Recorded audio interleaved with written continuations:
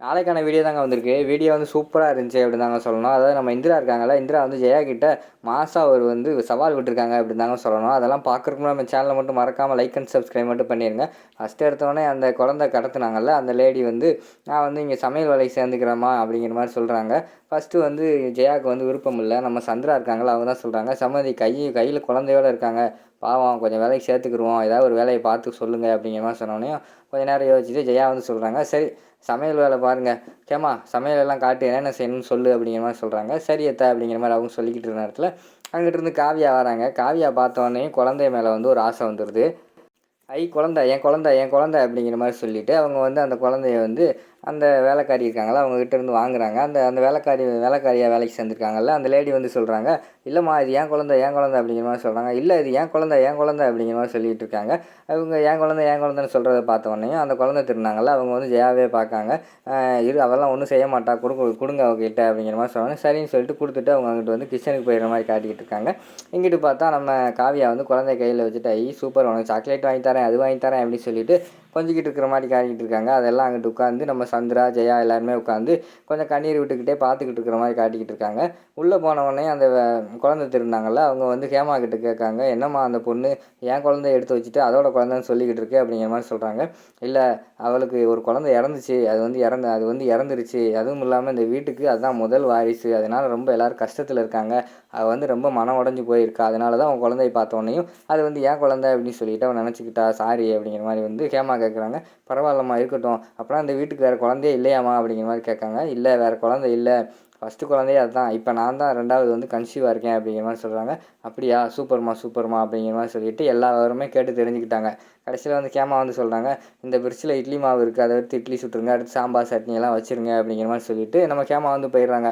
அடுத்து வந்து அந்த குழந்தை திருந்த அந்த லேடி வந்து நினைக்காங்க, ஓ இந்த மாதம் முதலாளி அம்மா போல், இதுக்கிட்ட நம்ம பேசினா தான் நம்ம வந்து காசை கறக்க முடியும், இது உடனே அவன்கிட்ட சொல்லணுமே சொல்லிட்டு ஃபோன் போட்டு பார்க்காங்க. ஃபோனில் பேலன்ஸ் இல்லையே அப்படின்னு சொல்லிட்டு, சரி கடையில் போய் பேலன்ஸ் ஏற்றிட்டு நம்ம வந்து பேசிக்கிடுவோம் அப்படின்னு சொல்லிட்டு ஒருவன் வந்து, அம்மா குழந்தைக்கு வந்து பால் டயாப்பர்லாம் வாங்கலை, போய் வாங்கிட்டு வந்துடுறோமா அப்படிங்கிற மாதிரி சொல்கிறாங்க. சரி போயிட்டு வாங்க அப்படிங்கிற மாதிரி வந்து ஜெயா சொல்கிறாங்க. குழந்தைய கூட்டிகிட்டு போகிறாங்க. குழந்தை இருக்கட்டும், வெயில் எப்படி அடிச்சுக்கிட்டு இருக்குது, குழந்தை பத்திரமா இருக்கும், நீங்கள் போயிட்டு வாங்க அப்படின்னு சொல்லிட்டு அந்த லேடியை வந்து ஜெயா வந்து அனுப்பி வச்சிடுறாங்க. அடுத்த சீனில் வந்து நம்ம கதிர் வந்து பயங்கரமான கோவத்தில் அம்மா வர்ற மாதிரி காட்டுறாங்க. அம்மா அப்படின்னு சொல்லிட்டு உள்ளே கத்திக்கிட்டே வராங்க. உடனே வீட்டில் உள்ள எல்லாருமே வெளியில் வந்துடுறாங்க. என்னவன் இப்படி கத்திக்கிட்டு இருக்கான் அப்படின்னு சொல்லிட்டு ஜெயா வந்து கேட்குறாங்க, என்னடா என்னாச்சு, ஏன் இப்படி கத்துற அப்படிங்கிற மாதிரி கேட்காங்க. அம்மா உங்கள் மகன் பண்ண காரியத்தை பார்த்தீங்களாம்மா அப்படிங்கிற மாதிரி சொல்கிறாங்க. என்னடா பண்ணா சொன்னாதானடா தெரியும் அப்படிங்கிற மாதிரி வந்து ஜெயா கேட்குறாங்க.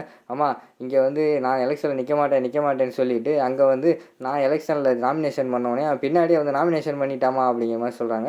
ஆனால் ஜெயா வந்து நம்பலை, இல்லை என் கௌதம் வந்து அப்படி பண்ண மாட்டான், அவன் என்கிட்டயே வந்து இங்கே வச்சு அவன் என்ன சொன்னான், எனக்கு வந்து அதெல்லாம் வேண்டாம் அப்படின்னு சொன்னான், கண்டிப்பாக அவன் பண்ணியிருக்க மாட்டான் அப்படிங்கிற மாதிரி வந்து ஜெயா சொல்கிறாங்க.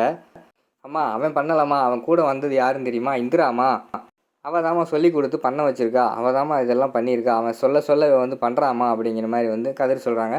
உடனே ராமச்சந்திரன் சொல்கிறாங்க, இல்லை அவெல்லாம் அப்படி பண்ண மாட்டான்டா, நானே இங்கே அவனை தாண்டா ஃபஸ்ட்டு நிற்க சொன்னேன், உன் முன்னாடி அவன் என்ன சொன்னான், எனக்கு பதவியெல்லாம் வேணான்னு சொன்னான்ல, அவெல்லாம் அப்படி பண்ணியிருக்க வாய்ப்பு இல்லைடா அப்படிங்கிற மாதிரி ராமச்சந்திரன் சொல்கிறாங்க. அப்பா என்னப்பா வீட்டில் இருக்கிற எல்லாருமே அவனுக்கே சப்போர்ட் பண்ணி பேசிக்கிட்டு இருக்கீங்க, அப்போ எனக்கு என்னப்பா மரியாதை, நான் தான் சொல்கிறேன்ல, அப்புறம் நான் சொல்கிறதெல்லாம் உங்களுக்கு பொய்ன்னு நினச்சிக்கிட்டு இருக்கீங்களா, நான் வந்து உண்மையை தான் சொல்கிறேன், அங்கே வச்சு எல்லோரும் முன்னாடி வந்து அவன் வந்து நாமினேஷன் பண்ணுறான், அதுவும் நான் பண்ண பிறகு பண்ணுறான், அங்கே இருக்கிற எல்லாருமே சேர்ந்து என்னை வந்து கிண்டல் பண்ணுறாங்க, ஒரே குடும்பத்தில் வந்து 2 பேர் வந்து நீங்கள் நாமினேஷன் பண்ண போகிறீங்களா அப்படின்னு சொல்லிட்டு என்னை வந்து கிண்டல் பண்ணுறாங்க, அத்தனை பேருக்கு முன்னாடி நான் தலை குனிஞ்சு நின்னேன், எனக்கு அவமானமாக போச்சுப்பா அப்படிங்கிற மாதிரி வந்து நம்ம கதிர் சொல்கிற மாதிரி காட்டிக்கிட்டு இருக்காங்க. உடனே ஜெயா வந்து சொல்கிறாங்க, சரி இருடா அவன் கௌதம் வந்து வரட்டும், வந்தவொடனே என்னென்னு கேட்டுக்குருவோம் அப்படிங்கிற மாதிரி சொல்லிக்கிட்டு இருக்காங்க. டக்குன்னு அவங்க பேசுகிற நேரத்தில் வந்து கௌதம் இந்திரா உள்ளே வராங்க. உள்ளே வந்தவொடனே நம்ம ஜெயா வந்து கௌதம் கிட்டே போய் கேட்குறாங்க, என்ன கௌதம் உங்கள் அண்ணன் என்னென்னமோ சொல்லிக்கிட்டு இருக்காண்டா, அதெல்லாம் உண்மையாடா அப்படிங்கிற மாதிரி கேட்காங்க. என்னம்மா அப்படிங்கிற மாதிரி வந்து கௌதம் கேட்குறாங்க. அவன் நாமினேஷன் பண்ணவொடனே இப்போ அதுக்கடுத்து நீ போய் பண்ணியாமலா அப்படிங்கிற மாதிரி கேட்டுக்கிட்டு இருக்காங்க. நம்ம கௌதம் வந்து அமைதியாகவே இருக்காங்க. ராமச்சந்திரன் வந்து சொல்கிறாரு, டேய் சொல்கிறா, இங்கேயே நான் உன்னையத்தால முதல்ல நிற்க சொன்னேன், இங்கே வேண்டான்னு சொல்லிவிட்டு அங்கே போய் நாமினேஷன் பண்ணியாடா அப்படிங்கிற மாதிரி அவன் சொல்கிறான்டா அப்படிங்கிற மாதிரி கேட்காங்க.